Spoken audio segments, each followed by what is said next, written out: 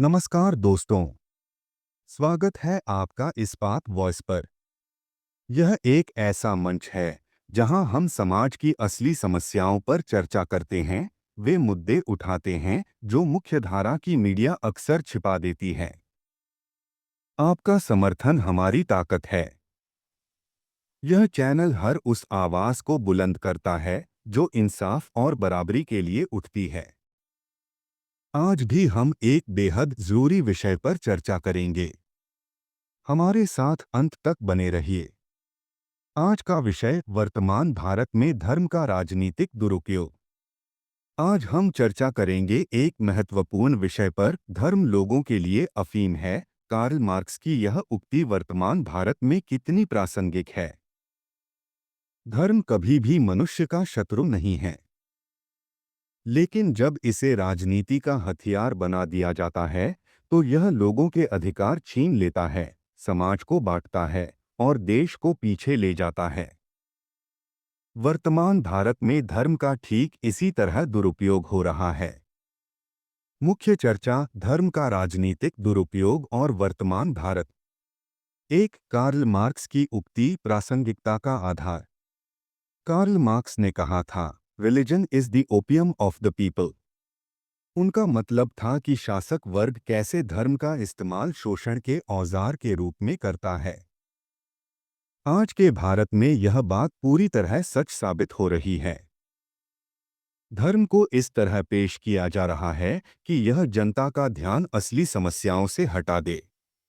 मंदिर, मस्जिद, लव जिहाद, गोरक्षा जैसे मुद्दे जानबूझकर उठाए जा रहे हैं ताकि लोग गरीबी, बेरोजगारी और अन्याय को भूल जाएं। दो उदाहरण, वर्तमान भारत की स्थिति। आए मंदिर मस्जिद विवाद। अयोध्या के मंदिर मस्जिद विवाद से लेकर कई राज्यों में सांप्रदायिक हिंसा तक, ये सभी घटनाएं जनता को गुमराह करने का जरिया बन चुकी हैं। सत्ता में बैठे लोगों को इससे फायदा होता है, लेकिन समाज बंटता है। टू, गोरक्षा और लव जिहाद। इन मुद्दों को इस तरह प्रचारित किया जाता है मानो यह देश की सबसे बड़ी समस्या हो, जबकि असली समस्याएं हैं बेरोजगारी, महंगाई, किसानों का संकट, शिक्षा और स्वास्थ्य की बदहाली।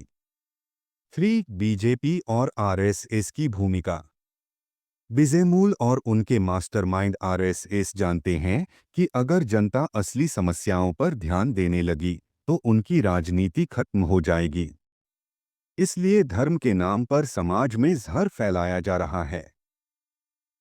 तीन, इस दुरुपयोग का नुकसान किसे हो रहा है।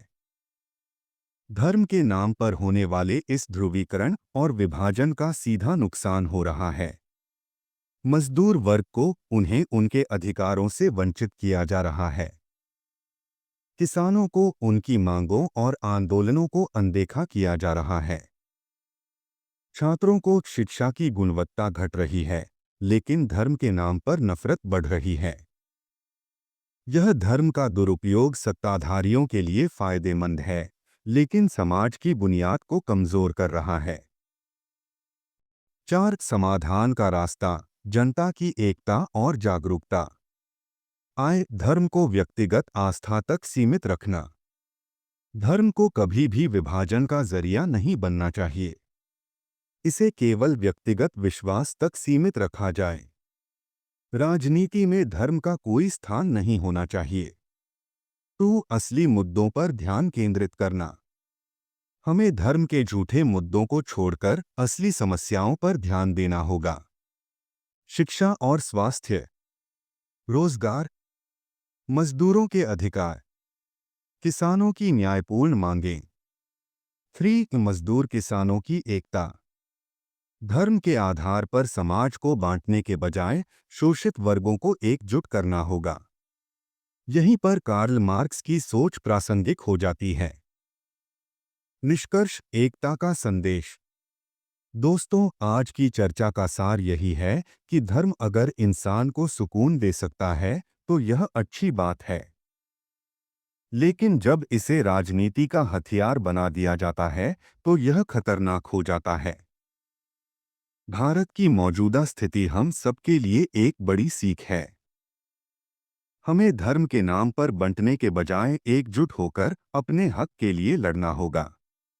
आइए शोषण के खिलाफ आवाज उठाएं और एक बेहतर समाज का निर्माण करें। आपका साथ हमारे लिए प्रेरणा है। आपने सुना इस बात वॉइस का आज का विशेष एपिसोड। अगर यह चर्चा आपको पसंद आई हो तो हमारे चैनल को सब्सक्राइब करें और इसे अपने दोस्तों के साथ शेयर करें। हम आपके साथ मिलकर समाज के असली मुद्दों को सामने लाते रहेंगे। बदलाव लाना है तो जागरूक बनना होगा और एकजुट रहना होगा। तब तक के लिए अपना ध्यान रखें, समाज में सकारात्मक बदलाव लाने की कोशिश करें और इस बात वॉइस के साथ जुड़े रहें। धन्यवाद।